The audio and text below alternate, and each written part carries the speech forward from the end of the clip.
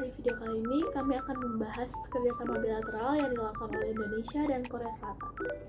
Kami akan membahas dari pengertiannya hingga fun fact yang ada dalam kerjasama ini. Tahukah kalian tentang apa itu pengertian bilateral? Jadi, kerjasama bilateral adalah hubungan yang dilakukan oleh dua negara yang bertujuan untuk saling menguntungkan dalam berbagai bidang, mulai dari ekonomi, politik, pendidikan, budaya, dan keamanan. Jadi latar belakang terjadinya kerjasama bilateral antar Indonesia dan Korea Selatan adalah yang pertama, sejarah hubungan diplomatik. Hubungan resmi antara Indonesia dan Korea Selatan dimulai pada tahun 1973 dengan fokus awal pada kerjasama ekonomi, khususnya di sektor manufaktur dan energi. Yang kedua adalah kemitraan strategis. Pada tahun 2006, kedua negara menandatangani kemitraan strategis yang mencakup berbagai bidang, termasuk ekonomi, politik, dan budaya. Kemitraan ini diperkuat dengan dibentuknya Indonesia-Korea Comprehensive Economic Partnership Agreement atau disebut ICEPA pada 18 Desember 2020 yang mulai berlaku pada 1 Januari 2023. Perjanjian ini bertujuan untuk menghapus tarif perdagangan pada sebagian besar barang yang diperdagangkan antara kedua negara, serta mencakup kerjasama dalam investasi, pengembangan sumber daya manusia, dan transfer teknologi. Yang ketiga, kerjasama ekonomi. Korea Selatan telah menjadi salah satu investor utama di Indonesia dengan investasi di berbagai sektor seperti industri, teknologi, dan infrastruktur. Pemerintah Korea Selatan mendukung upaya Indonesia dalam memperkuat infrastruktur melalui dana seperti Global Infrastructure Fund and Economic Development Cooperation Fund. Yang keempat, kerjasama sosial dan budaya. Kedua negara telah menjalin kerjasama dalam pertukaran pelajar, kerjasama antar universitas, dan promosi budaya. Inisiatif seperti pertukaran budaya dan festival telah mempererat hubungan masyarakat kedua negara. Yang kelima, kerjasama regional dan internasional. Sebagai sesama anggota G20 dan APEC, Indonesia dan Korea Selatan berkolaborasi dalam berbagai forum regional dan internasional untuk mempromosikan perdamaian, stabilitas, dan kemakmuran di kawasan Asia Pasifik. Tujuan dilakukan kerjasama bilateral antara Indonesia dan Korea Selatan yang pertama adalah untuk peningkatan infrastruktur.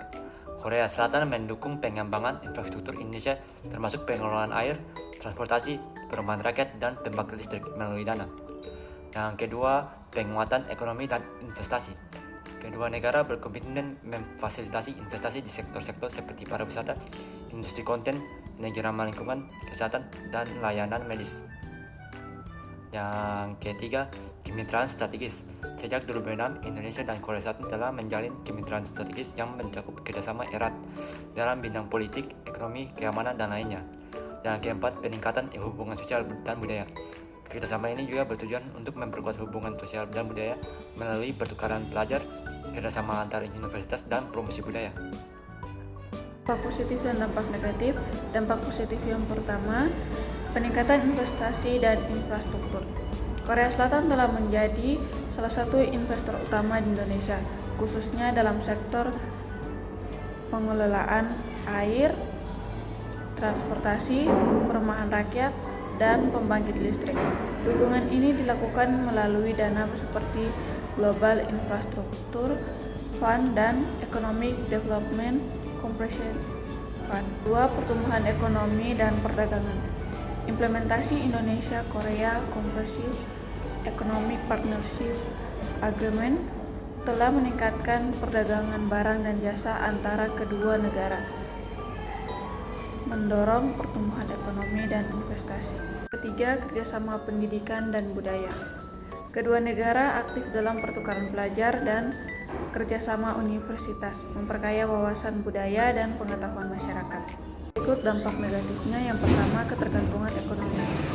Peningkatan investasi dan perdagangan dengan Korea Selatan dapat menyediakan ketergantungan ekonomi Indonesia pada negara tersebut yang berpotensi mempengaruhi kemandirian ekonomi nasional. Kedua, persaingan industri lokal.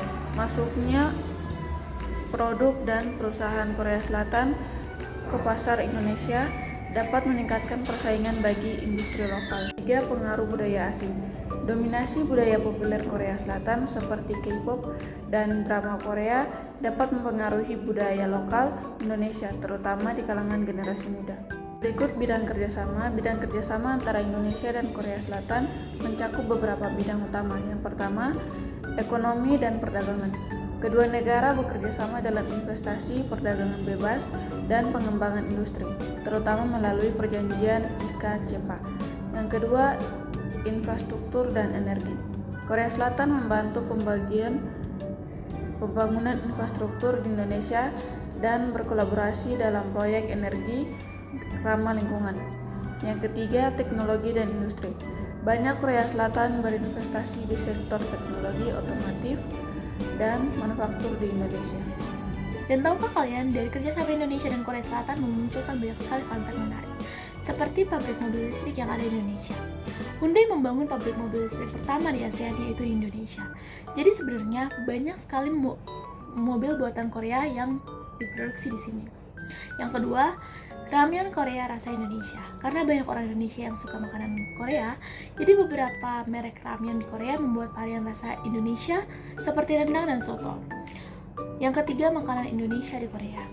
Restoran Indonesia mulai banyak di Korea Selatan. Makanan seperti nasi goreng dan sate menjadi favorit orang Korea.